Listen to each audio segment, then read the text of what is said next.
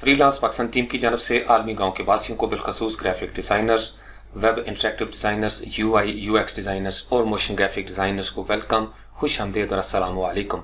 Graphic design mastery में जो हमने पर्सपेक्टिव सीरीज़ शुरू की है उस सिलसिले में आज ये चौथा ट्यूटोरियल है और आज हम बात करेंगे वैनिशिंग पॉइंट के हवाले से।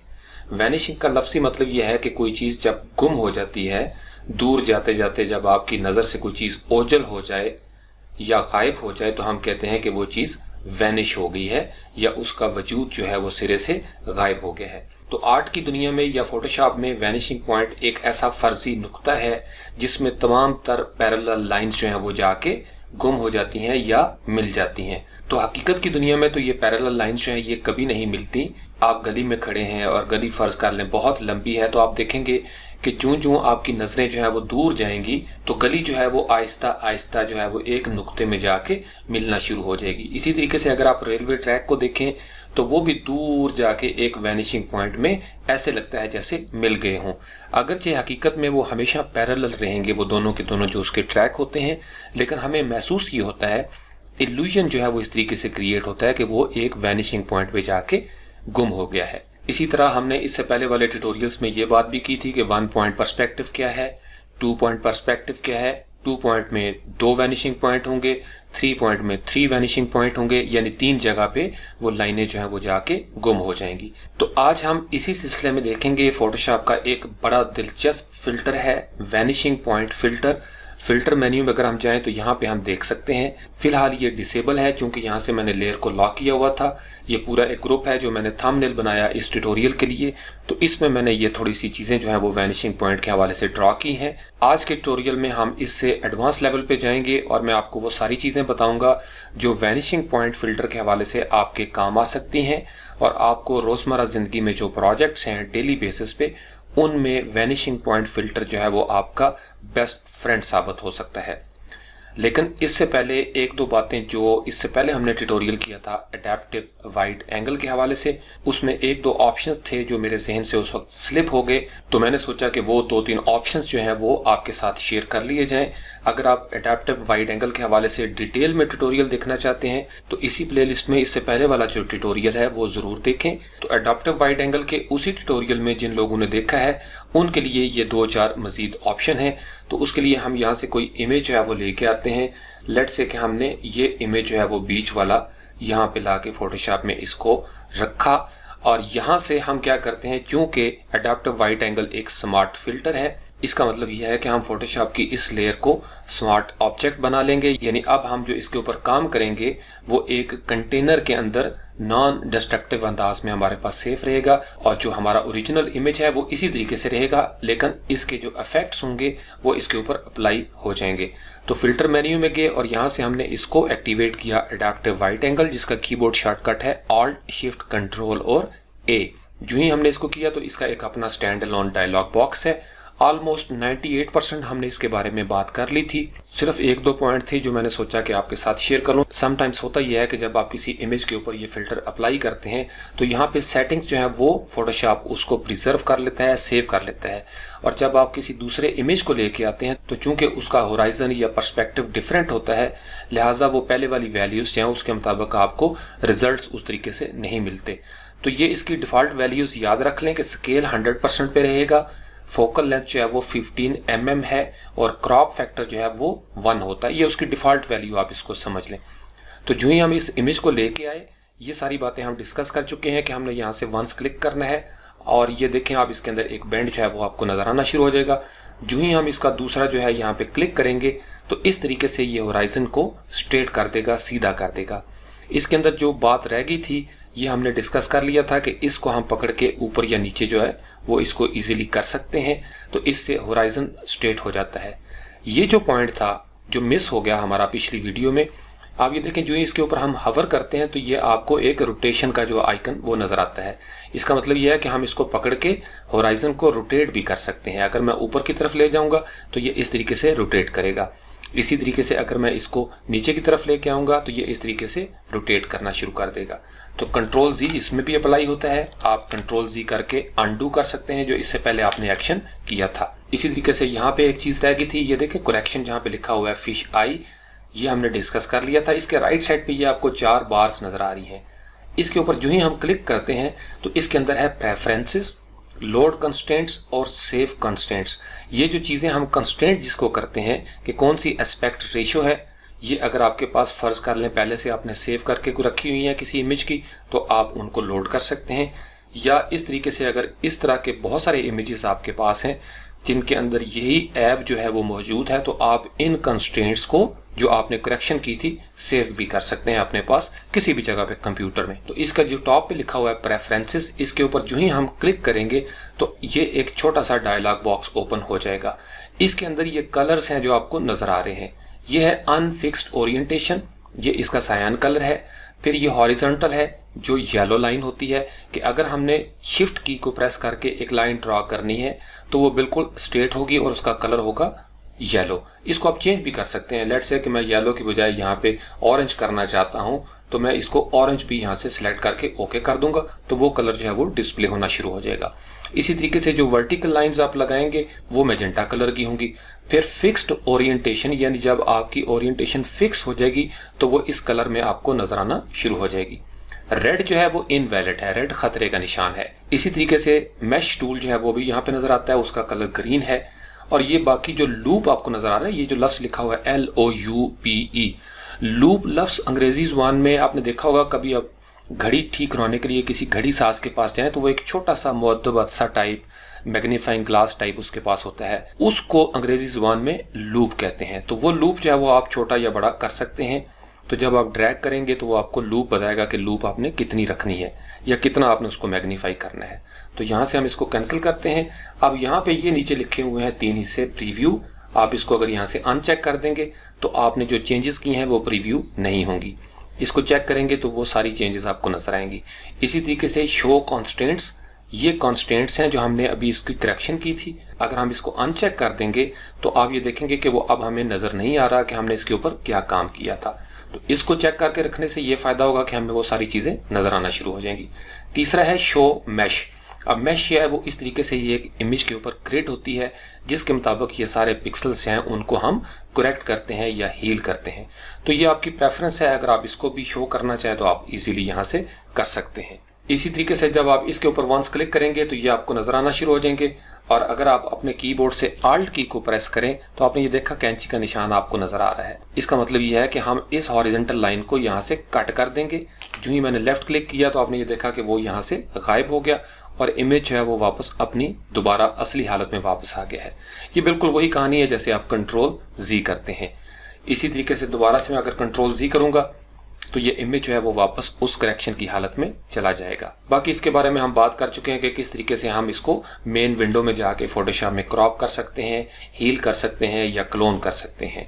तो यहाँ से हम इसको कैंसिल कर देते हैं क्योंकि हमने इसके बारे में तफसील से बात की हुई थी। तो ये 2-3 पॉइंट जो हैं इनको डिस्कस करने के बाद अब हम आते हैं वैनिशिंग पॉइंट की तरफ। वैनिशिंग पॉइंट का फिल्टर भी फोटोशॉप में इसी फिल्टर मेन्यू के नीचे मौजूद है। तो यहाँ सबसे पहले हम इस ग्रुप को अनलॉक करते हैं और इस ग्रुप की मैं आपको थोड़ी सी सैर करवा देता हूँ ताकि आपको अंदाज़ा हो कि ये जो इमेज एक कंपोजिट इमेज है ये किस तरीके से हमने डिफाइन किया था। तो यहाँ सबसे पहले Alt प्रेस करके मैंने क्लिक कर दिया इस आई के ऊपर, तो सारी लेयर्स जो हैं वो हाइड हो गई। तो ये एक लेयर मैंने क्रिएट की थी सॉलिड कलर की, वो आप इजीली यहाँ से कर सकते हैं सॉलिड कलर को। उसके बाद यहाँ पे दूसरा ग्रुप आपको नजर आएगा, ये फोटोशॉप का अपना एक लोगो है। तो ये इसकी मुख्तलिफ कॉपीज आपको पर्सपेक्टिव में नजर आ रही होंगी। अब ये सारे के सारे जो लोगोस हैं ये एक ग्रुप के अंदर मैंने इस तरीके से ऑर्गेनाइज कर लिए। उसके बाद यहाँ पे है ये पर्सपेक्टिव लाइंस होती हैं। तो यहाँ पे 1 पॉइंट पर्सपेक्टिव में ये जो 1 पेयर है ऊपर वाला, ये हॉरिजॉन्टल लाइंस ये भी स्ट्रेट रहेगा और ये जो वर्टिकल लाइंस हैं ये भी स्ट्रेट रहेंगी। लेकिन ये जो ऑर्थोगोनल लाइंस हैं, पैरेलल लाइंस या पर्सपेक्टिव लाइंस, ये जो वैनिशिंग पॉइंट की तरफ जाएंगी, ये वैनिशिंग पॉइंट है। तो ये अगर होराइजन से नीचे है तो लाइंस जो है वो ऊपर की तरफ ट्रेवल करेंगी, और अगर कोई ऑब्जेक्ट आपका आप ऊपर डिस्प्ले कराना चाहते हैं तो लाइनें हैं वो ऊपर से नीचे की तरफ आएंगी। इसी तरीके से अगर कोई ऑब्जेक्ट आपका होराइजन लाइन से ऊपर है तो इसका मतलब यह है कि आप उसका नीचे वाला हिस्सा बॉटम जो है वो देख सकेंगे। इसी तरीके से अगर कोई ऑब्जेक्ट जिसका आप ऊपर वाला हिस्सा देख सकते हैं तो ये अंडरस्टूड है कि वो होराइजन से नीचे होगा, यानी आई लेवल से नीचे होगा। अब फर्ज कर लें यहाँ पे आप खड़े होके देख रहे हैं और ये एक बॉक्स है, तो इसका चूंकि आप ऊपर खड़े होके इसको देख सकते हैं, इसका ऊपर वाला हिस्सा, इसका मतलब यह है कि आप इस बॉक्स से बुलंद हैं, या आपका कैमरा बुलंद है, या आपका व्यू जो है, पॉइंट ऑफ व्यू, वो आपने बुलंदी में रखा हुआ है। अगर कोई ऐसी चीज़ है जिसको आप बिल्कुल फ्रंट से देख सकते हैं तो इसका मतलब यह है कि वो लाजमी तौर पर कहीं पे होराइजन के ऊपर रखी हुई है। तो तमाम तर वैनिशिंग पॉइंट्स जो होते हैं 1 पॉइंट में या 2 पॉइंट में, वो सारे के सारे होराइजन के ऊपर जाके मिक्स हो जाते हैं या वैनिश हो जाते हैं। इसी तरीके से अगर फर्ज कर लें कोई भी बॉक्स आपने रखा हुआ है तो एक वक्त में किसी एक इमेज के अंदर आपके मुख्तलिफ वैनिशिंग पॉइंट भी हो सकते हैं। फॉर एग्जांपल एक बॉक्स यहाँ पे आपने रखा हुआ है, ये 1 पॉइंट पर्सपेक्टिव का आप इमेज बना रहे हैं, लेकिन एक ऐसा क्यूब आपने बनाया या टेबल बनाया जिसमें 2 पॉइंट पर्सपेक्टिव हैं, तो फिर आपने उसको उसके मुताबिक वैनिशिंग पॉइंट रख के, जो इसमें से लाइनें इस तरीके से निकल रही होंगी, तो उसको आपने उस तरीके से ड्रा करना है। यानी आप एक कंपोजिट इमेज के अंदर तीनों की तीनों जो पर्सपेक्टिव पॉइंट हैं 1, 2 और 3, इनको आप मिक्स कर सकते हैं। तो फिलहाल चूंकि ये सारे के सारे जो हैं वो एक पॉइंट में जाके वैनिश होते हैं, लिहाजा इसको हम कहेंगे कि ये 1 पॉइंट पर्सपेक्टिव है, चूंकि इसके अंदर एक वैनिशिंग पॉइंट जो है वो हमने रखा है।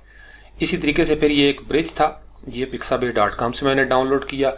ये भी चूंकि 1 पॉइंट पर्सपेक्टिव है, आप अगर इसको आगे लेके जाएं तो ये यहाँ पे जाके इस तरीके से वैनिश हो जाता है। तो इसकी पोजीशन भी मैंने इस तरीके से सेट किया, आप इसको राइट लेफ्ट जो है वो भी करके देख सकते हैं। ये तस्वीरों के लिंक मैं साथ इसलिए नहीं देता कि ये मोहताजी आपके लिए मुनासिब नहीं है कि आप उन्हीं तस्वीरों पे काम करें जिन तस्वीरों पे मैं काम कर रहा हूँ। पिक्साबे से आप ढूंढ सकते हैं, पिक्साबे पे आपको इजीली मिल भी जाएंगे, लेकिन मेरी कोशिश होती है कि आपको बेसिक टेक्निक की समझ आ जाए। चूंकि क्लाइंट ने आपको ये इमेजेस नहीं देने जो हमने पिक्साबे से डाउनलोड किए थे, वो एक डिफरेंट प्रोजेक्ट होगा, डिफरेंट उसके एसेट्स होंगे, लिहाजा आप इसकी जो बेसिक टेक्निक होती है उस पर ज़्यादा तवज्जो दिया करें और आप अपनी मर्जी से पिक्साबे पे कोई भी इमेज है वो इस तरीके से डाउनलोड करें और वो जो रूल था, बेसिक प्रिंसिपल, वो उस पर अप्लाई कर दिया करें। इसी तरीके से फिर इसके ऊपर कुछ मैंने इफेक्ट्स डाले हुए हैं और ये फिर वैनिशिंग पॉइंट का एक स्टफ है। फिर यहाँ पे ये पर्सपेक्टिव सीरीज, फिलहाल इसका मौका नहीं है इसके बारे में हम बात करें, ये सिर्फ मैंने एक माहौल बताया। तो अब ये जो करैक्टर जो है वो हमारा सब्जेक्ट, इसको हमने यहाँ पे रखना था। तो अब आप ये देखें कि जहाँ पे हमारा वैनिशिंग पॉइंट था वो जिस जगह पे जाके मिल रहा है उस जगह पे हमारे सब्जेक्ट की आईज हैं। अब अगर फर्ज कर ले हम इस ऑब्जेक्ट को यहाँ पे एडजस्ट कर लेते हैं इतने एरिए में, तो आप ये देखें वैसे भी आंख को अच्छा नहीं लग रहा। इसका मतलब यह है कि आप पुल पे बैठे हुए थे और आपने ये बड़ा जायंट किस्म का एक सब्जेक्ट जो है वो क्रिएट कर दिया है। या अगर आप इसको खींच के इस जगह पे ले आएंगे तो इसका मतलब यह है कि आप बिल्कुल ऊपर किसी जगह पे खड़े थे और आपने तस्वीर को उस तरीके से बनाया है।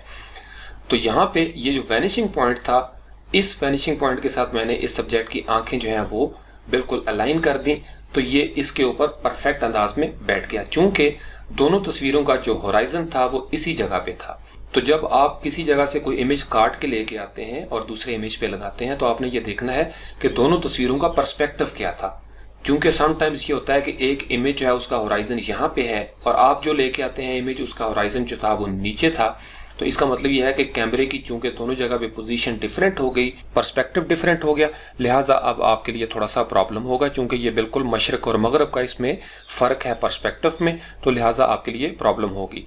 यही वजह है कि फोटोशॉप में जो कंपोजिट इमेज होते हैं उसके लिए हमेशा स्पेशल पहले शूटिंग की जाती है।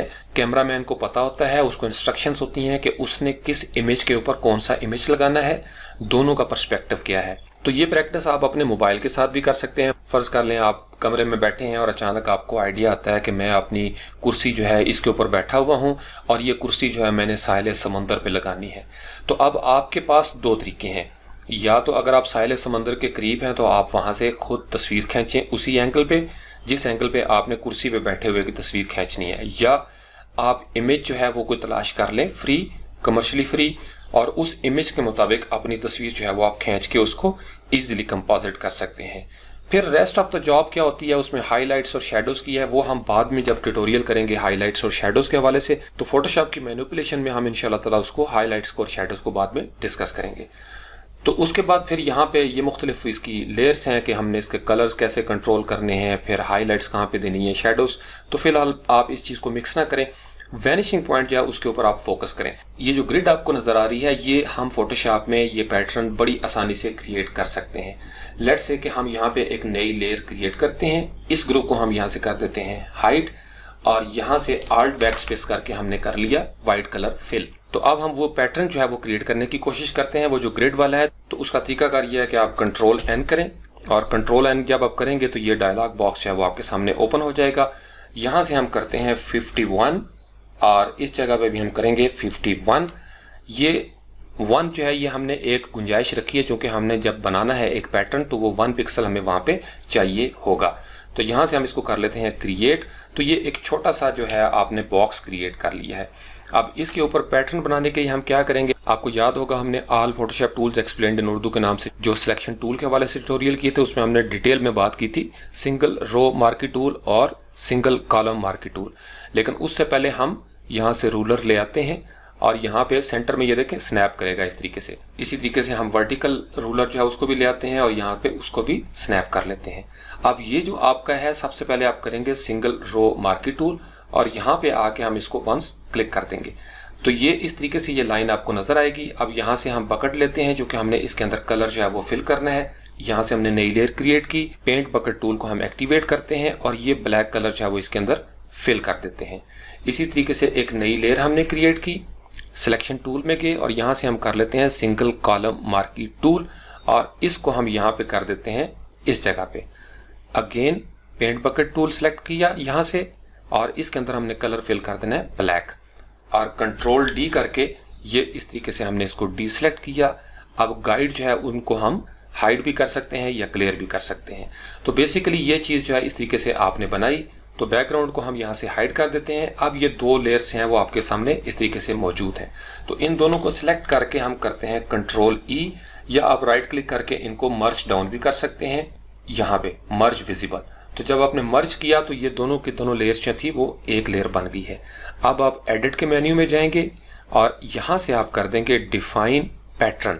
यहाँ से पैटर्न का कोई भी नाम रखते हैं, लेट्स से कि हमने यहाँ पे रख दिया FP चेकरबोर्ड या ग्रिड, कोई भी नाम आप रखना चाहते हैं। आपने यहाँ से इसको कर दिया ओके।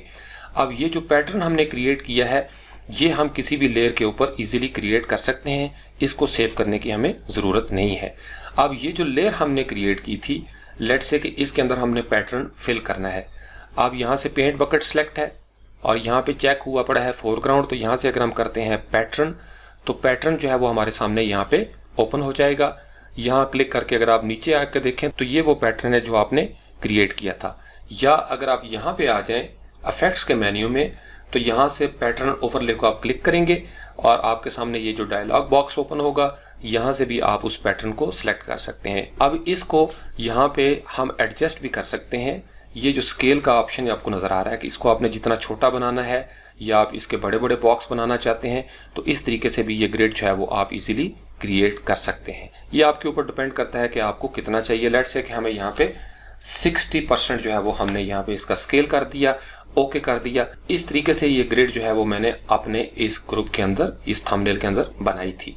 अब हम आते हैं इसके वैनिशिंग पॉइंट की तरफ के वैनिशिंग पॉइंट जो है वो दरअसल किस तरीके से प्ले करता है। अब वैनिशिंग पॉइंट की सबसे बड़ी सहूलत ये है कि आप कोई ब्लैंक लेयर क्रिएट करके उसके ऊपर वैनिशिंग पॉइंट जो है उसको अप्लाई कर सकते हैं। फिल्टर मेन्यू में हम जाते हैं और यहाँ से हम एक्सेस करते हैं वैनिशिंग पॉइंट। इसका कीबोर्ड शॉर्टकट है Alt Control और V। जो ही हम इसको क्लिक करेंगे तो एक कॉम्प्रिहेंसिव डायलॉग बॉक्स जो है ये ओपन हो जाता है। ये चूंकि मैं पहले काम कर रहा था किसी प्रोजेक्ट के अंदर, तो ये एक ग्रिड आपके पास पहले से मौजूद है।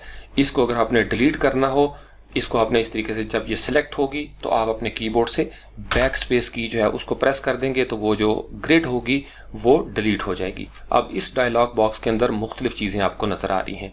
ये ओके और कैंसिल है। अंडरस्टूड है कि जब आपने काम कर लिया ओके करना है, पसंद नहीं आता आप यहाँ से कैंसिल कर सकते हैं। इसी तरीके से यहाँ पे उसका नाम लिखा हुआ है। फिर ये है उसका अपना टूल पैनल, यानी इस डायलॉग बॉक्स में इसके अपने टूल बॉक्स है और इसके अंदर आपको कुछ टूल्स हैं वो नज़र आ रहे होंगे। सबसे पहले है जिसको हम कहते हैं मूव टूल। जब यहाँ पे ग्रिड होगी तो ये सिलेक्शन टूल है, उसके साथ आप इजीली उसको मूव कर सकते हैं। ये होता है क्रिएट प्लेन टूल। तो ये वो प्लेन है, बेसिकली लेफ्ट प्लेन आपने बनाना है, राइट प्लेन बनाना है, या ऊपर आप बनाना चाहते हैं, या फ्लोर का प्लेन आप बनाना चाहते हैं। जो हमने इलस्ट्रेटर में पर्सपेक्टिव ग्रिड के हवाले से 4 प्लेन देखे थे। आसमान का कोई प्लेन आप बनाना चाहते हैं, या दीवारें बनाना चाहते हैं, या फर्श बनाना चाहते हैं। तो इसका तरीकाकार ये होता है कि आपने वंस जो है वो यहाँ पे क्लिक करना होता है इस तरीके से, उसके बाद आप ड्रैग करते हैं और नीचे जो है वो आपने यहाँ पे इस लाइन के ऊपर क्लिक कर दिया। अब उसके बाद आपने 1 पॉइंट फर्ज कर लें कि एक पर्सपेक्टिव आप बनाना चाहते हैं, तो यहाँ पे हमने क्लिक किया और उसके बाद यहाँ पे क्लिक करते हैं, ये आप आपकी मर्जी है। और उसके बाद ये देखें, ये एक ग्रिड जो है वो हमारे सामने मौजूद है। अब ये ब्लू कलर की है, अगर ये ब्लू कलर नहीं होता, रेड हो जाता है इस तरीके से, तो आप ये देखेंगे रेड कलर का मतलब ये है कि आपका पर्सपेक्टिव ठीक नहीं है। येलो का मतलब इसके अंदर अभी तक परफेक्शन नहीं आई। इसी तरीके से अगर ये रेड होगा तो इसका मतलब आपका पर्सपेक्टिव जो है वो बिल्कुल ख़राब है। लेकिन अगर ये ब्लू है इस तरीके से, तो इसका मतलब यह है कि आपका जो पर्सपेक्टिव था वो बिल्कुल एक्यूरेट है, चूंकि फोटोशॉप ने इसको ब्लू करार दे दिया है। तो ये 3 रंग जो है वो आप ज़हन में रखेंगे। उसके बाद ग्रिड का साइज़ है, यहाँ पे आप क्लिक करें तो ये एक स्लाइडर आपको नज़र आ रहा है। आपने ग्रिड का साइज़ कितना रखना है, छोटा या बड़ा, ये आपकी प्रोजेक्ट की नेचर पे डिपेंड करता है कि आपको ग्रिड का साइज़ कितना चाहिए होगा। अगर आप फर्ज कर लें एक और प्लेन बनाना चाहते हैं तो आप दोबारा से इस क्रिएट प्लेन टूल को सिलेक्ट करें। ये देखें मूव टूल जो है वो एक्टिवेट हो गया है। इसका कीबोर्ड शॉर्टकट यहाँ पे है वी, और इसको पकड़ के आप मूव भी कर सकते हैं ग्रिड को आगे या पीछे। मैं फर्ज कर लें इसको इस तरीके से खींचता चला जाता हूँ तो ये आपने देखा ये बिल्कुल 1 पॉइंट पर्सपेक्टिव में जाके वैनिश होती चली जाएंगी ये चीज़ें। तो यहाँ पे हमें ये ग्रिड चूंकि चाहिए। अब फर्ज कर लें आपने एक और ग्रिड बनाना चाहते हैं यहाँ पे, तो दोबारा से क्रिएट प्लेन टूल को सिलेक्ट करें। अब हम इसके सामने जो है इसके ऊपर क्लिक करते हैं, इसके ऊपर वंस क्लिक करते हैं। यहाँ पे आके ये सिर्फ आपको समझाने के लिए ताकि आपको इस डायलॉग बॉक्स की समझ आ जाए कि हमने किस तरीके से प्लेन जो है वो क्रिएट करने हैं पर्सपेक्टिव में। उसके बाद यहाँ पे क्लिक करेंगे तो ये भी ब्लू है, इसका मतलब यह है कि हमारी ग्रिड जो है वो बिल्कुल ठीक बनी है। अब यहाँ पे एक फर्ज कर लें ये छत है और ये इसका फर्श है, तो आप इसको इजीली क्रिएट कर सकते हैं। अगर आप अपने कीबोर्ड से कंट्रोल की प्रेस करें तो इसी ग्रिड को आप इजीली एक्सटेंड भी कर सकते हैं अपने फ्लोर प्लान के हवाले से। तो ये आपने एक क्रिएट कर दिया। अब ये देखें, अगर आप इसको खींचते चले जाएंगे कंट्रोल माइनस के साथ आप जूम आउट करेंगे तो आप इसको इस तरीके से लंबा भी कर सकते हैं। इसी तरीके से कंट्रोल प्लस के साथ ये जूम इन करती है। किसी भी जगह पे आप क्लिक करेंगे तो ये ग्रिड जो है वो सिलेक्ट हो जाएगी और यहाँ पे मूव टूल जो है एडिट प्लेन टूल वो सिलेक्ट हो जाएगा। अब आप फर्ज कर लें छत बनाना चाहते हैं, कंट्रोल की को प्रेस करेंगे तो इस तरीके से भी आप इसको इजीली मूव कर सकते हैं। उसके बाद फर्ज कर लें यहाँ से आप नीचे आना चाहते हैं तो कंट्रोल की को प्रेस करें और आप इसको इजीली नीचे भी मूव कर सकते हैं। तो अब ये आपके पास 2 ग्रिड्स हो गई हैं। आप फर्ज कर लें इसको सिलेक्ट करते हैं और इसकी आपको जरूरत नहीं है तो आप बैक स्पेस प्रेस कर देंगे तो ये डिलीट हो जाएंगी।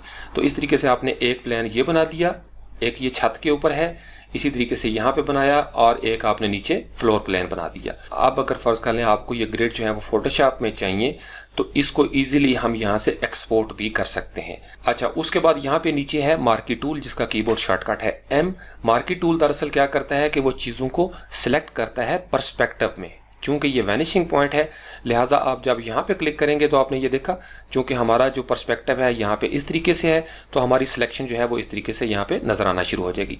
अगर मैं यहाँ पे इस जगह पे सिलेक्ट करूंगा तो वो उस पर्सपेक्टिव में मार्की टूल जो है वो एक्टिवेट हो जाएगा।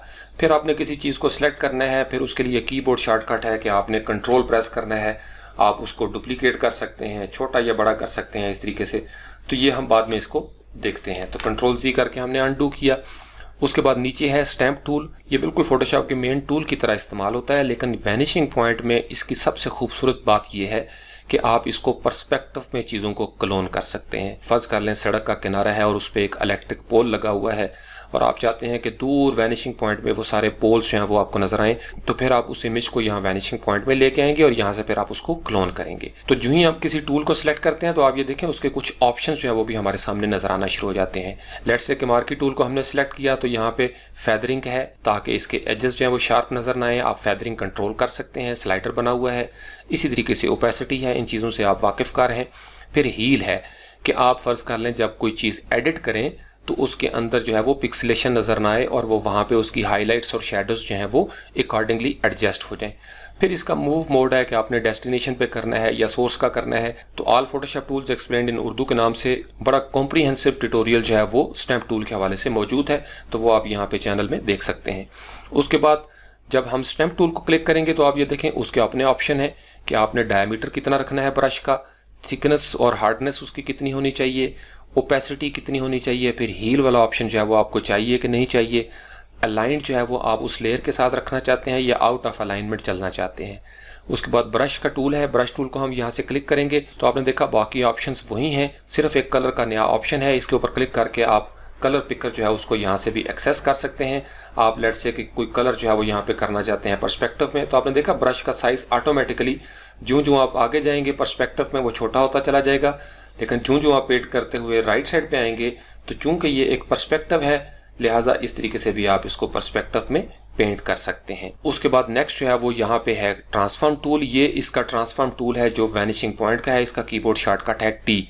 आप जब यहाँ पे कोई इमेज लेके आएंगे, लोगो लेके आएंगे या टेक्स्ट वगैरह, तो इसकी मदद से आप उसको रीसाइज कर सकते हैं। फिर ये आई ड्रॉपर टूल है, आपने कलर पिक करना है किसी जगह से तो आप यहाँ से इसको ईजिली सिलेक्ट कर सकते हैं। ये मैयर टूल है, इसका कीबोर्ड शॉर्टकट आर है। आप चाहते हैं कि पर्सपेक्टिव में कोई गली है उसको आपने मैयर करना है, और उसका तरीकाकार ये होता है कि वंस आपने क्लिक किया और आप ड्रैग करके लेके जाएंगे इस तरीके से दूसरी तरफ छोड़े बगैर। आपने क्लिक किया और यहाँ पे हमने इसको ला के रखा तो यहाँ पे नज़र आ रही होंगी आपको मुख्तलिफ वैल्यूज़। ये 75.07 है। ये आपने जितनी भी मेजरमेंट जो है वो रखी हुई है प्रेफरेंसेस के अंदर, इंचेस है, सेंटीमीटर्स है, या आप कहते हैं कि यहाँ से लेकर यहाँ तक 75 फुट जो है वो फासला है या इंचेस है, तो वो आपके ऊपर डिपेंड करता है कि आपके प्रेफरेंसेस क्या हैं। इसी तरीके से नीचे दो टूल नज़र आ रहे हैं आपको, हैंड टूल और फिर उसके बाद है जूम टूल। जूम टूल जो है वो जूम करता है इस तरीके से। इसी तरीके से अगर आप कंट्रोल माइनस करेंगे तो जूम आउट करेंगे। जो ही आप कीबोर्ड से एक्स की प्रेस करेंगे तो आप इस इमेज को बड़ा करके देख सकते हैं। फिर अगर आप साथ स्पेस बार को भी प्रेस कर दें तो आप इस तरीके से पैन कर सकते हैं। तो मैंने एक्स को भी प्रेस किया हुआ है और साथ मैंने स्पेस बार को भी प्रेस किया हुआ है, तो इस तरीके से मैं इमेज के अंदर पैन करके इसको देख सकता हूँ। फिर ये नीचे मैग्निफिकेशन है, यहाँ से आप माइनस करेंगे तो वही कंट्रोल माइनस वाला काम है, या प्लस करते जाएंगे तो ये कंट्रोल प्लस प्लस होगा, या आप इस एरो के ऊपर क्लिक करेंगे तो यहाँ से भी आप देख सकते हैं यहाँ पे जितनी भी मैग्निफिकेशन आपको चाहिए आप इजीली यहाँ से सेट कर सकते हैं। इसी तरीके से इन सेटिंग्स के अंदर अगर हम आके देखें तो आपको ये नजर आ रहा है शो एजेस कंट्रोल एच है, जो आपको ये एजेस नजर आते हैं। अगर हम इसको यहाँ से अनचेक कर दें तो आपने ये देखा वो एजेस आपको नजर नहीं आएंगे, लेकिन जब आप कंट्रोल एच करेंगे तो आपको ग्रिड भी नजर आएगी, और आपने कोई चीज सेलेक्ट की हुई है तो वो आपको उसके एजेस नजर आना शुरू हो जाएंगे। उसको कंट्रोल एच से आप हाइड भी कर सकते हैं। शो मेजरमेंट है, इसको हम अनचेक करेंगे तो मेजरमेंट जो है वो गायब हो जाएगी। इसी तरीके से नीचे हम आए तो यहाँ पे लिखा हुआ है रेंडर ग्रिड टू फोटोशॉप। यहाँ पे जब हम कोई ग्रिड बनाएंगे तो उसको हम फोटोशॉप में रेंडर भी कर सकते हैं। तो फिर इसके बाद हम किसी स्टैटिक इमेज को 3D के अंदर भी लेके जा सकते हैं, और यहाँ से फोटोशॉप की 3D लेयर जो है वो हम एक्टिवेट कर सकते हैं। ये बहुत दिलचस्प है और ये इस ट्यूटोरियल में हम कवर नहीं करेंगे। इसके बाद जो है वो मैं इसके बारे में डिटेल में ट्यूटोरियल करूंगा 3D के हवाले से। तो जब से मैंने ट्यूटोरियल्स का सिलसिला शुरू किया हुआ है मैंने 3D के बारे में अभी तक उस तरीके से बात नहीं की। उसकी वजह यह है कि 3D आपको पता है कि सिस्टम के ऊपर अच्छा खासा इसका लोड होता है, तो मेरी कोशिश है कि मैं सिस्टम को ज़रा मज़ीद अपग्रेड कर लूँ थोड़ा सा। फ़िलहाल इसकी 12 GB की जो रैम है वो शायद थक जाएगी 3D के हवाले से, और फिर आपने वीडियो भी साथ रिकॉर्ड करनी होती है तो सिस्टम के ऊपर जो है वो इसके प्रोसेसर के ऊपर काफ़ी लोड पड़ जाता है। तो इसलिए मैंने 3D जो है इसके बारे में जानबूझ के अभी लेक्चर्स जो है वो मिस किए हुए हैं, लेकिन जो ही मेरा सिस्टम जो है वो स्ट्रांग होता है तो मैं इंशाल्लाह 3D के बारे में मुकम्मल मास्टरी जो है वो आपके साथ शेयर करूँगा। ये बड़ा दिलचस्प फील्ड है 3D जो है ये कमाल की चीज़ है। इसके बारे में जब हम शुरू करेंगे इलस्ट्रेटर, फोटोशॉप या सिनेमा 4D तो आप ये देखेंगे कि कितना दिलचस्प दुनिया है ये 3D जो है। इसी तरीके से ये नीचे जो आपको नज़र आ रही हैं 3 ये फाइल एक्सटेंशंस हैं। ये ऑटोकैड के अंदर जिन लोगों ने काम किया हुआ है तो वो देख सकते हैं इजीली। तो ये DXF और 3ds है। इसी तरीके से आपने आफ्टर इफेक्ट्स में यहाँ से वर्स कर लें 3D को लेके जाना है तो ये VPE वैनिशिंग पॉइंट इफेक्ट्स जो है वो आफ्टर इफेक्ट्स की यहाँ पे एक्सटेंशन है। तो ये था इस पूरे डायलॉग बॉक्स का एक इंट्रोडक्शन। अब हम आते हैं इसके रियल लाइफ एग्जांपल्स की तरफ। यहाँ से हमने किया इसको कैंसिल, और यहाँ पे अब हम लेके आते हैं कोई इमेज ताकि उस इमेज के ऊपर हम अमली तौर पर तजुर्बा कर सकें। फॉर एग्जाम्पल हम यहाँ से लेके आते हैं ये वाला इमेज, बिल्डिंग वाला। यहाँ पे हमने ड्रॉप किया और इसको हम कर लेते हैं जनाब थोड़ा सा बड़ा। अब इस इमेज के अंदर आपने ये देखा एक 1 पॉइंट पर्सपेक्टिव बना हुआ है। ये सारी लाइनें जो हैं वो इस तरीके से जाके होराइजन के ऊपर वैनिश हो रही हैं। अगर आपने होराइजन जो है वो देखना हो तो लाइन टूल ले लें या पेन टूल ले लें। तो यहाँ से हमने लाइन क्रिएट की, तो आपने इमेज में देखना होता है कि कौन सी लीडिंग लाइन्स हैं जिसके ज़रिए आप अंदाज़ा लगा सकते हैं कि वैनिशिंग पॉइंट कहाँ पे होगा। तो यहाँ पे हमने एक क्रिएट की इस तरीके से, और उसके बाद हमने यहाँ पे देखा एक लाइन आपको यहाँ पे भी नज़र आ रही है, तो इसके ऊपर भी हम एक लाइन बनाते हैं और इसके साथ साथ ड्रैग करते हुए हम इसको यहाँ पे लाते हैं और यहाँ पे इसको मिला देते हैं। इसी तरीके से कुछ लाइनें ये आपको नीचे नज़र आ रही हैं, इधर से एक लाइन हमने खींची और जब आप इसको ड्रैग करके लेके जाएंगे तो आपने ये देखा एक ही वैनिशिंग पॉइंट पे वो लाइन भी जाके मिल गई है। इसी तरीके से अगर हम ऊपर से कोई लाइन लेके आएंगे तो फिर हमें नीचे आना पड़ेगा इस तरीके से, और यहाँ से फर्ज कर लें हम लेके जाते हैं और ये वैनिशिंग पॉइंट जो है वो हमारे पास इस तरीके से मिल जाएगा। इस लाइन को हम लेके आते हैं और ये भी जाके उसी वैनिशिंग पॉइंट के अंदर गायब हो जाएगा। तो ये होता है वैनिशिंग पॉइंट। शिफ्ट की को प्रेस करके अगर हम इस तरीके से लाइन खींचें तो आपने ये देखा ये आपका होराइजन है। इसी तरीके से एक लाइन जो है वो हम इस तरफ भी खींच लेते हैं। अब हम कह सकते हैं कि ये होराइजन है, ये वाला जो लाइन है, यानी इस तस्वीर को जिस बंदे ने खींचा था उसका आई लेवल यहाँ पे था या कैमरे का जो पॉइंट था एंगल वो इस लेवल पे था। तो अब हम जब कोई इमेज यहाँ पे ला के रखेंगे, कोई करैक्टर्स हम यहाँ पे ला के रखेंगे तो उसके लिए भी हमने इन चीज़ों का ख्याल रखना है कि उनका वैनिशिंग पॉइंट कहाँ पे होगा और उनका आई लेवल क्या था। लेकिन ये सारी चीज़ें जो है वो हम बाद में डिटेल में देखेंगे किसी और ट्यूटोरियल में। ये सिर्फ आपकी दिलचस्पी के लिए मैंने कहा कि आपको अंदाज़ा हो कि वैनिशिंग पॉइंट जो है वो हमने किस तरीके से देखने होते हैं। अब वैनिशिंग पॉइंट फिल्टर के अंदर फ़र्ज़ कर लें ये चीज़ जो है वो हमने यहाँ से रिमूव करनी है। हम चाहते हैं कि स्टैम्प टूल के ज़रिए इनको हम रिमूव करें।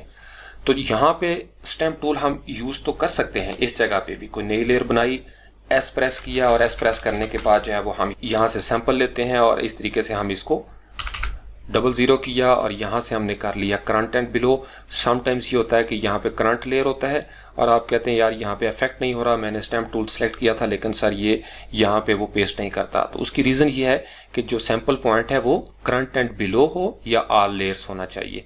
तो यहाँ से सैंपल लिया और सैंपल लेने के बाद आपने ओपेसिटी 100%, फ्लो 100% और इसके बाद आप इसको ईजिली कर सकते हैं। कंट्रोल जी किया चूँकि ये सॉलिड कलर है, लेकिन फ़र्ज़ कर लें आपने इन लाइनों को यहाँ से सिलेक्ट किया है, सैंपल लिया और आप जो है वो इस जगह पे इसको पेस्ट करना चाहते हैं। तो आपने ये देखा जो पर्सपेक्टिव इसका यहाँ पे था वो पर्सपेक्टिव यहाँ पे भी रहेगा। कंट्रोल जी करके हमने अंडू किया। अब ये जो विंडो का हिस्सा है ये यहाँ से हम सैंपल लेते हैं।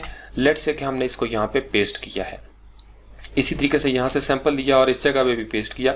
तो आपने देखा कि जो यहाँ पे पर्सपेक्टिव था इस जगह पे जाके भी ये पर्सपेक्टिव उसी तरीके से रहता है, जबकि यहाँ पे ये चीज़ें छोटी होती जा रही हैं। तो इसका मतलब यह है कि अब हमें या तो इसको कंट्रोल टी करके हम रीसाइज करेंगे, काफ़ी टाइम लगेगा। आप जब रीसाइज करेंगे तो आपने देखा उसकी वेट जो है उस पर भी फ़र्क पड़ गया। तो यहाँ पे फिर आपको वैनिशिंग पॉइंट की ज़रूरत होगी। या अगर आप यहाँ पे टेक्स्ट जो है वो लिखते हैं, कोई फ़र्ज़ कर रहे हैं मैं यहाँ पे लिखता हूँ पैशन, और पैशन लिखने के बाद जो है वो मैंने यहाँ से इसको ओके किया और मूव टूल के साथ पैशन को मैं मूव करता हूँ। अब मैं चाहता हूँ कि पैशन को मैं इस फर्श के ऊपर जो है वो एडजस्ट करूँ। तो उसका तरीकाकार ये है कि आप टेक्स्ट को यहाँ से स्मार्ट ऑब्जेक्ट बना लें, राइट क्लिक किया और यहाँ से हम बना लेते हैं इसको स्मार्ट ऑब्जेक्ट। कंट्रोल टी किया और कंट्रोल टी करने के बाद राइट क्लिक पर्सपेक्टिव। अब पर्सपेक्टिव जब आपका सेलेक्ट होगा तो आप इसको इजीली यहाँ से भी कर सकते हैं और उसके बाद यहाँ से भी आप इसको मूव कर सकते हैं। यहाँ से हम इसको ओके करते हैं, कंट्रोल टी करते हैं और कंट्रोल टी करने के बाद आप मैनुअली भी कंट्रोल की को प्रेस करके इस तरीके से आप इसको एडजस्ट कर सकते हैं। लेकिन ये रिजल्ट जो है वो उस तरीके से मज़े का नहीं आता। इसी तरीके से फ़र्ज़ कर लें कि हमने यहाँ से कंट्रोल जी किया एक दो दफ़ा, इसी तरीके से आप फ़र्ज़ कर लें इसको यहाँ पे लगाना चाहते हैं तो कंट्रोल टी हम करते हैं। कंट्रोल टी करने के बाद आपने कंट्रोल को प्रेस किया और आप इसको खींचते हैं इस तरीके से और उसके बाद इसको खींच के आप सामने ले जाते हैं और यहाँ पे जब आप इसको अप्लाई करेंगे तो ये इस तरीके से आपको काफ़ी मेहनत करनी पड़ी, लेकिन आपने देखा इसके अंदर कहीं ना कहीं थोड़ी बहुत डिस्टॉर्शन जो है वो आ जाती है। तो मैनुअली भी हम इसको यहाँ पे लगा सकते हैं। इसी तरीके से आपने ईंटें लगानी है या आप लोगो लगाना चाहते हैं यहाँ पे, या आप कोई तस्वीर जो है वो छोटा सा फ्रेम यहाँ पे लगाना चाहते हैं और ये चूँकि ख़ास पर्सपेक्टिव में है लाइनें, तो फिर आपको वैनिशिंग पॉइंट फ़िल्टर की ज़रूरत पड़ेगी। तो यहाँ से हमने इसको कर दिया डिलीट। तो अब हमने इसके ऊपर एक नई लेयर क्रिएट कर ली, ब्लैंक लेयर, और यहाँ से हम जाते हैं वैनिशिंग पॉइंट। अब ये जो ग्रिड है इसको हमने यहाँ से बैक स्पेस किया और ये ग्रिड जो है वो डिलीट हो गई। यहाँ से हम दोबारा अब करते हैं। अब हमने दरअसल करना ये होता है वैनिशिंग पॉइंट में कि जिस हिस्से पे हमने काम करना है उसके मुताबिक पर्सपेक्टिव में हमें प्लेन चाहिए होता है। तो वंस क्लिक किया लेफ्ट माउस क्लिक से ड्रैग करके, चूंकि ये 1 पॉइंट पर्सपेक्टिव है, यहाँ क्लिक किया और इसी तरीके से नीचे हमने क्लिक किया और उसके बाद आपने कंट्रोल माइनस करके इसको जूम आउट कर लिया। जब तक ये ग्रिड जो है वो ब्लू नहीं होगी आपने ग्रिड को एडजस्ट करते रहना है। तो अब आप इस तरीके से आपने ये देखा बड़ी खूबसूरत अंदाज में वो ग्रिड जो है वो हमारे सामने तैयार हो गई है। कंट्रोल प्लस प्लस करके हमने इसको जूम कर लिया और स्पेस बार के साथ आप इस तरीके से इसको पैन कर सकते हैं। अब आपने इसको हील करना है, तो उसके 2-3 तरीके हैं। मार्की टूल से आपने यहाँ से सिलेक्शन की और आपने अब ये पर्सपेक्टिव में सिलेक्शन करेगा। आपने ये देखा उतने हिस्से को आपने यहाँ से सिलेक्ट कर लिया। जब आपने इसको सिलेक्ट किया तो अगर आप कंट्रोल की को प्रेस करके रखें तो ये देखें, ये कंट्रोल की क्या कर रहे हैं, वो उसको डुप्लीकेट भी कर रहे हैं और इस सोर्स की वजह से वो वहाँ पे जो ही आप इसको यहाँ पे छोड़ेंगे तो ये वाला एरिया जो था वो उसने यहाँ पे पेस्ट कर दिया, चूंकि आपने कंट्रोल की को प्रेस किया हुआ था। कंट्रोल जी करके हम इसको अनडू करते हैं, लेकिन उसमें आपने देखा था कि कलर जो है वो चेंज नहीं हुए। उसकी वजह यह है कि यहाँ पे हीलिंग जो है वो ऑफ है। अगर हीलिंग ऑन हो जाए और उसके बाद मैं कंट्रोल की को प्रेस करके यहाँ पे जो ही ला के छोड़ूंगा और इस जगह पे, तो आपने ये देखा अब उसने इस हिस्से को हील भी कर दिया और यहाँ पे जो कलर्स की वैल्यू थी, चूंकि ये खिड़कियाँ हैं ऊपर से रोशनी आ रही है, तो उसके मुताबिक उसने इस चीज़ को ब्राइट कर दिया। तो कंट्रोल जी करके हम अनडू करते हैं। इसी तरीके से आप यहाँ से स्टैम्प टूल को फर्ज करें सिलेक्ट किया हुआ है, कंट्रोल डी करके हमने डी सिलेक्ट किया, स्टैम्प टूल को सिलेक्ट किया और यहाँ से हीलिंग जो है उसको हम ऑन कर लेते हैं। ये ब्रश जो है इसको आप इजीली लेफ्ट ब्रैकेट कीज़ के साथ या राइट ब्रैकेट कीज़ के साथ आप ब्रश जो है उसको भी इजीली सिलेक्ट कर सकते हैं। तो आल्ट की के साथ हमने इसको प्रेस किया, सैंपल ले लिया। आप सैंपल लेने के बाद आपने ये देखा जो आप आगे जाएंगे ये पर्सपेक्टिव में छोटी या चीज़ें बड़ी होती चली जाएंगी। तो यहाँ से आपने इसको पेंट करना शुरू कर देना है और इस तरीके से जो ही आप इसको रिलीज़ करेंगे तो वो कलर्स की वैल्यू भी एडजस्ट कर देगा। अगेन सैंपल लिया आपने यहाँ से और अब आपने इसके ऊपर पेस्ट कर देना है। तो आप ये देखा चूंकि हीलिंग ऑन था वो यहाँ पे पेस्ट करना शुरू हो गया है। फिर आल्ट क्लिक किया और अब हम इसको भी सेट कर सकते हैं, आल्ट क्लिक किया और इसको भी सेट कर सकते हैं। तो इस तरीके से आपने इस टूटे हुए सीमेंट को यहाँ से ठीक कर दिया। अब हम यहाँ से ओके करते हैं, चूंकि हमने एक नई लेयर बनाई थी और वो लेयर है यहाँ पे, तो ये बेसिकली हमने क्लोन किया था। अब इसको आप हाइड या शो करके भी देख सकते हैं कि नीचे वही इमेज मौजूद है। अब हम आते हैं कि ये जो खिड़की है फर्ज कर लें, इसको अगर हम आगे लेके जाएं या इस दरवाजे को हम आगे लेके जाएंगे तो किस तरीके से वो पर्सपेक्टिव में हमारे काम आएगा। तो एक और लेयर क्रिएट करते हैं, फिल्टर, वैनिशिंग पॉइंट। अब हम ग्रिड बनाते हैं यहाँ से इस जगह पे। दोबारा से आपने क्रिएट प्लेन टूल ले लिया और यहाँ पे हम सिलेक्ट करेंगे, कंट्रोल माइनस करके हम इसको जूम कर लेते हैं। इस जगह से हम क्लिक करके लेके आते हैं लेट्स से कि यहाँ पे, और उसके बाद एक हम यहाँ पे हमने क्लिक किया और उसके बाद हम यहाँ पे क्लिक करते हैं। ये हमने एक मैच करना होता है कि ये हमारा पर्सपेक्टिव है। उसके बाद हम यहाँ पे आके इसको क्लिक करेंगे तो आपने ये देखा अभी ये रेड है, इसका मतलब ये है कि हमारा पर्सपेक्टिव जो है वो कहीं पे गड़बड़ कर रहा है। तो फिर हमें यहाँ से इसको थोड़ा सा एडजस्ट करना पड़ेगा, इसके जो नोड्स हैं इनको पकड़ के इस तरीके से, और इसको थोड़ा सा मूव करना पड़ेगा। तो जो ही हम इसके करीब आएंगे तो आपने ये देखा ब्लू होना शुरू हो गया। इसका मतलब यह है कि अब हमारा पर्सपेक्टिव जो है वो काफ़ी हद तक बेहतर होना शुरू हो गया है। तो जो ही आपने ये पर्सपेक्टिव ठीक कर लिया, आपके प्लेन क्रिएट हो गए। अब हमने इस दरवाजे को यहाँ से सैंपल करना है और हम चाहते हैं कि यहाँ पे ये दरवाज़ा जो है वो हमें नजर आना शुरू हो जाए। इसी तरीके से आप इसको पकड़ के ग्रिड को नीचे की तरफ भी खींच सकते हैं। तो यहाँ से एस प्रेस किया, स्टैम्प टूल एक्टिवेट हो गई। अब यहाँ से आपने सैंपल लेना है। फर्ज करें हमने यहाँ से सैंपल लिया और यहाँ पे आके अब ये देखें जो ही हम आगे जाते हैं तो ये बिल्कुल उसके मुताबिक जो है वो छोटा होना शुरू हो जाता है। अब यहाँ पे आके फर्ज कर ले मैं इसको पेंट करता हूँ तो इस तरीके से ये दरवाज़ा जो है वो पर्सपेक्टिव में छोटा होकर मेरे सामने मौजूद होगा। यहाँ से फर्ज कर ले मैं इसको कर देता हूँ ओके। अब यहाँ से इनको हम हाइड करके देखते हैं तो ये बेसिकली वो दरवाज़ा है जो हमने पर्सपेक्टिव में तैयार किया है। तो अब ये देखें इतना बड़ा दरवाज़ा था लेकिन पर्सपेक्टिव में ये उसके मुताबिक, एंगल के मुताबिक जो है ये एडजस्ट हो जाता है ऑटोमेटिकली। इसी तरीके से फ़र्ज़ कर लें अब आपने यहाँ पे कोई टेक्स्ट लिखना है तो यहाँ से हमने टाइप टूल लिया और यहाँ पे हम लिखते हैं पैशन।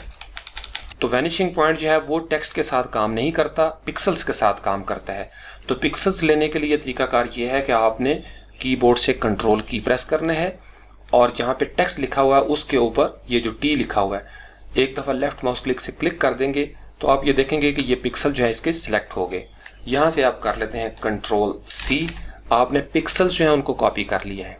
तो टेक्स्ट वाली लेयर को आप हाइड भी कर सकते हैं और यहाँ पे एक नई लेयर क्रिएट कर लें अगेन वैनिशिंग पॉइंट में हम जाते हैं। तो अब यहाँ पे आके ये चूंकि पहले से हमारी कुछ प्लेन्स तैयार थी, कंट्रोल की को प्रेस करें, कंट्रोल की को प्रेस करके हम इसी प्लेन को फर्श की जगह पे भी इजीली मूव कर सकते हैं। अब वो जो आपने कॉपी किया था उसके लिए क्या करेंगे, हम यहाँ से कंट्रोल वी करेंगे। जब आपने कंट्रोल वी किया तो वो जो टेक्स्ट आपने कॉपी किया था उसके पिक्सल्स वो यहाँ पे आपको नजर आना शुरू हो गए हैं।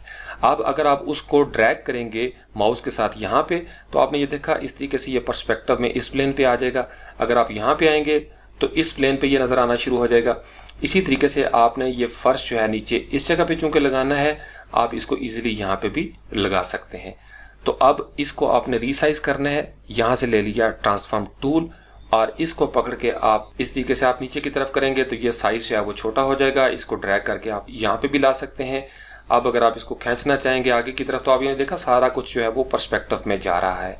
इसी तरीके से आप इसको पकड़ेंगे, सेंटर में लेके आ जाएंगे, आप इसको अपनी तरफ खींचेंगे तो ये वाली जो हिस्सा है चूंकि आपके करीब होगा ये बड़ा नजर आएगा, लेकिन चूं चूं ये दूर जाएगा ये पर्सपेक्टिव में छोटा होना शुरू हो जाएगा। तो इस तरीके से हम पर्सपेक्टिव में इसको ठीक कर सकते हैं। बाकी इसके नोड्स हैं तो इसके नोड्स हैं उनको भी आप एडजस्ट कर सकते हैं इस तरीके से, यहाँ पे भी आप इसको एडजस्ट कर सकते हैं। और अब हम यहाँ से करते हैं इसको ओके। अब चूंकि ये पर्सपेक्टिव में आपने इसको एडजस्ट कर लिया है और इसके ऊपर आप किसी भी किस्म के ब्लेंडिंग मोड्स हैं वो अप्लाई कर सकते हैं ताकि शेडोज वगैरह जो है वो आपको नजर आना शुरू हो जाएं। या इसका कलर अगर आप चेंज करना चाहते हैं, आप कलर जो है वो भी ओवरले में जाके चेंज कर सकते हैं। लेट्स से कि हमने ये कलर ले लिया, ये कलर ले लिया, तो वो पर्सपेक्टिव में आपके सामने वो चीजें जो है वो मौजूद रहेंगी। इसी तरीके से आप कोई लोगो जो है वो भी लगा सकते हैं पर्सपेक्टिव में। अब ये आपके पास एक नई लेयर क्रिएट है, आप इसको इजीली किसी भी जगह पे एडजस्ट कर सकते हैं। तो अब हम फोटोशॉप में ग्रिड्स जो है वो वैनिशिंग पॉइंट से किस तरीके से एक्सपोर्ट कर सकते हैं, अब हम उसको देखेंगे। तो यहाँ पे फर्स्ट कर ले हमने एक नई लेयर क्रिएट की और इस लेयर के अंदर हम कलर जो है वो कर लेते हैं ग्रे कलर। ओके कर दिया हमने यहाँ से और उसके बाद इसको कर लेते हैं यहाँ पे फिल। दोबारा से फिल्टर मेन्यू में गए, वैनिशिंग पॉइंट और फर्ज कर लें ये इस तरीके से आपने ग्रिड जो है वो क्रिएट कर ली है। कंट्रोल की को प्रेस करके आप इसके अगर छत बनाना चाहें तो छत भी बना सकते हैं, आप इसको बड़ा करना चाहें बड़ा भी कर सकते हैं। लेट्स से कि आपने यहाँ पे रखा है इसको, या मैं आपको दोबारा से बताता हूँ, आपने इसको बैक स्पेस प्रेस कर दिया और ये इस तरीके से आपकी जो ग्रिड है वो आपने डिलीट कर दी। आपने वंस क्लिक करना है यहाँ पे और इस तरीके से आपने क्लिक किया, उसके बाद आपने यहाँ पे रखा, ऊपर की तरफ आप गए और यहाँ पे इस तरीके से आपने मिला दिया। अब आपने इसको ब्लू करना है ताकि ये आपका पर्सपेक्टिव जो है वो बिल्कुल ठीक नजर आए। अब आप इसको पकड़ के जो है वो इस तरीके से मूव करेंगे आगे या पीछे, तो ये आपके ऊपर डिपेंड करता है। उसके बाद आपने कंट्रोल की को प्रेस करना है और इसको हम खींच के ले आएंगे इस तरीके से। दोबारा से कंट्रोल की को प्रेस करके आप यहाँ से ऊपर की तरफ खींच के ले जा सकते हैं और इसके बाद अगर आप कंट्रोल की को प्रेस करें तो ये छत की तरफ भी आप इजीली इसको मूव कर सकते हैं। अब ये जो प्लान है इसको आपने सिलेक्ट किया और इसको आप इजीली कंट्रोल की को प्रेस किए बगैर आप इसको ऊपर की तरफ भी मूव कर सकते हैं। तो ये इस तरीके से आपको ये प्लेन्स जो है वो नजर आना शुरू हो गए हैं। अब हम चाहते हैं कि ये जो हमारी ग्रिड्स हैं सारी की सारी शिफ्ट की को प्रेस करके हम इसको इजीली सिलेक्ट भी कर सकते हैं सबको। अब मैं ये चाहता हूँ कि ये जो ग्रिड्स हैं ये ग्रिड्स मेरी जो है वो फोटोशॉप में रेंडर हो जाए। तो अगर यहाँ पे आप आए तो ये आपको डिसेबल नजर आ रहा है, तो यहाँ से हम इसको ओके कर देंगे तो ये अभी आपको नजर नहीं आ रही। समटाइम्स क्या होता है कि इसकी जो ग्रिड्स होती हैं वो इस तरीके से हम व्यू नहीं कर सकते। तो दोबारा से आप वैनिशिंग पॉइंट को ओपन करेंगे और यहाँ पे आप जाके देखेंगे तो आप ये देखेंगे अब ये एनेबल हो गया है। तो ये बग है, समटाइम्स जो है वो फोटोशॉप में ये काम भी आता है कि वो आपको डिसेबल होकर नजर आता है। अब हमने रेंडर ग्रिड्स टू फोटोशॉप करना है। जो ही हम इसके ऊपर क्लिक करेंगे तो ये सारी की सारी जो ग्रिड्स थी ये अब हमारे पास फोटोशॉप में मौजूद हैं, यानी अब हम इसके ऊपर अपनी मर्जी से काम जो है वो कर सकते हैं। तो यहाँ से हमने इसको ओके किया। अब ये ग्रिड जो है वो आपके पास मौजूद है। आप इस ग्रिड के साथ कोई भी किसी भी किस्म का ऑब्जेक्ट जो है वो बनाना चाहें तो आप इजीली इसको बना सकते हैं। तो ये आपके पास चूंकि मूवेबल है आप इसको एक्सपोर्ट कर सकते हैं, आप इसका प्रिंट ले सकते हैं। अगर हम इसका कंट्रोल पी करेंगे प्रिंट के वर्जन में तो ये चीज़ भी आपको इस तरीके से नज़र आना शुरू हो जाएगी। तो समटाइम्स ये होता है कि बंदा कहता है यार ये ग्रिड जो है वो मैं किस तरीके से बनाऊंगा।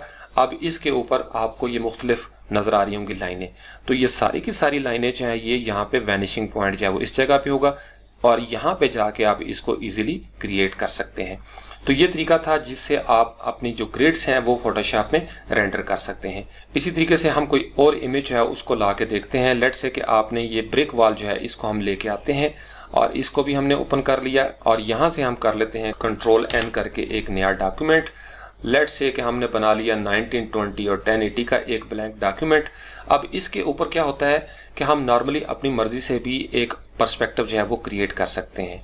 इसको फर्ज करें हमने ड्रैग किया और इसके अंदर हम ला के इसको ड्रॉप करते हैं, कंट्रोल T करते हैं, कंट्रोल 0 करते हैं, तो इससे ये हमें नज़र आना शुरू हो जाएगा।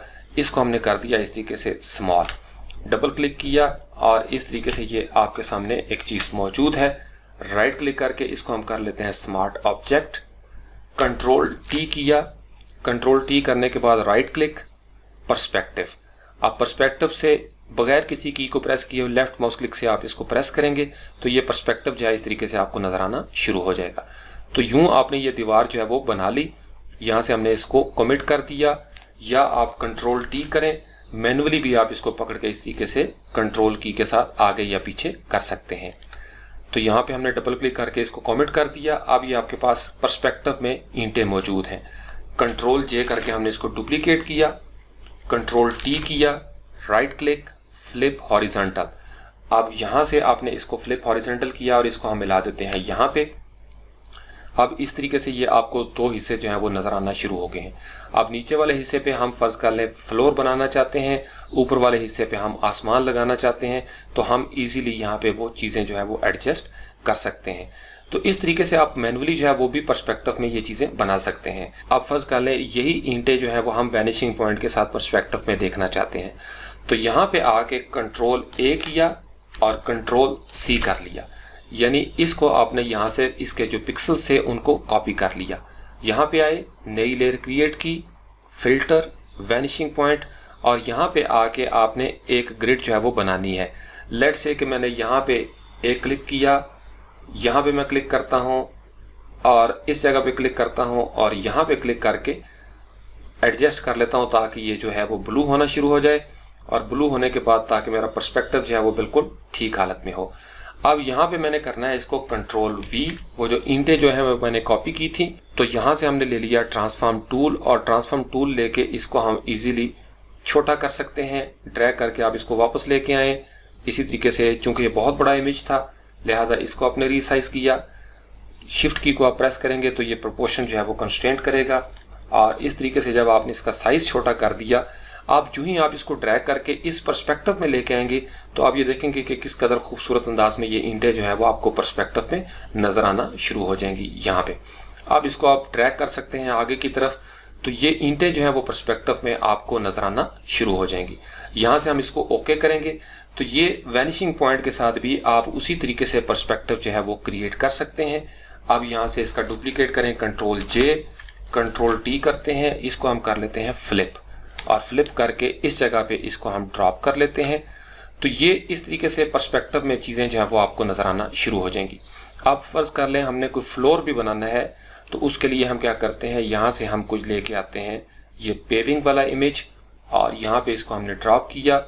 अब इसका साइज जो है वो यकीनन बहुत बड़ा होगा, तो कंट्रोल A करके हमने इसको सेलेक्ट किया, कंट्रोल C कर लिया, यानी आपने क्लिप बोर्ड पे इसको कॉपी कर लिया।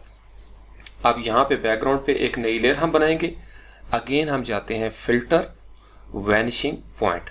अब हमें चाहिए यहाँ पे फ्लोर में, तो कंट्रोल प्रेस करके इसी को हम खींच लेते हैं इस तरीके से, और यहाँ पे हम करते हैं कंट्रोल V, वो जो हमने कॉपी किया था, और कंट्रोल माइनस करके यहाँ से हम देखते हैं और यहाँ से ले लेते हैं ट्रांसफॉर्म टूल, शिफ्ट की को प्रेस करके इसको हम छोटा करते हैं इस तरीके से, और उसके बाद कंट्रोल प्लस प्लस हम करेंगे, और इसको हम पकड़ने के बाद यहाँ पे क्या करेंगे, नीचे जब जो ही हम फ्लोर में आएंगे तो आपने ये देखा कि फ्लोर में इसने इस तरीके से इसका पर्सपेक्टिव जो है वो बना दिया है।